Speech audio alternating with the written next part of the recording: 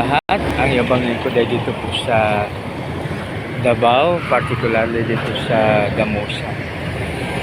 Ito po mga kaibigan, ang Damusa, makikita natin yung kanyang parang na malalaman po na Damusa na. Parang ito yung sign na maliban sa mga signage. Ito po. So, Damusa. So,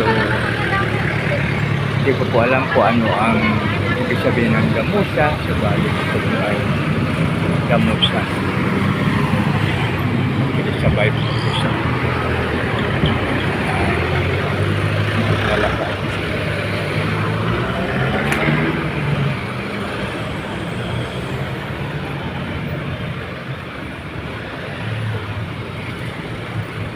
And ito po sa yung tamang daan. Ito yata ang tamang daan. Ito po. Yan, ito po ang Damusa, mga kaibigan. Kuwan siya, no? Damusa Park. Yan, parang memorize ko na po. So ito po ay malapit na sa airport po ng Davao. Maaring ito ay Lanang District. So ito po, mga kaibigan, ang Damusa. So dito parang kompleto siya, no? May kainan, may hotel din. So ayun po, no? Dito rin yung mga paradahan ng papunta sa mga subdivision. Tapos kung sa Mamay Road, mayroon din po dito na tricycle pa Mamay Road, and after that pwedeng sumakay para sa airport. Doon na lang po mag wait ng jeep naman po papunta sa airport. So maaaring sakop na po siya ng Buhangin. So ito po, mga kaibigan, ang Damusa. Mayroon ding nagbabike, no?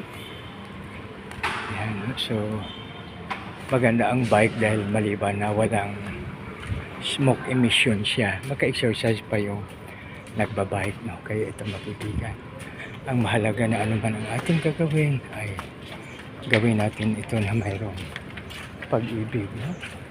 Iba po kasi pag mayroong love, no? Dahil pag mayroong love, saan pa ang tamang daan?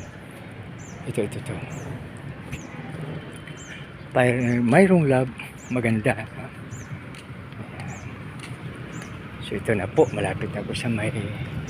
Ito pwede pala dalhin yung mga children dito para maglaro.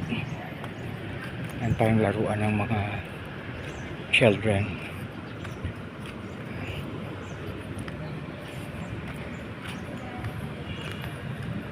Ayan, maraming kuwan pala dito, no? Parang Damusa Park. Isang magandang hapon po sa lahat. God bless us all.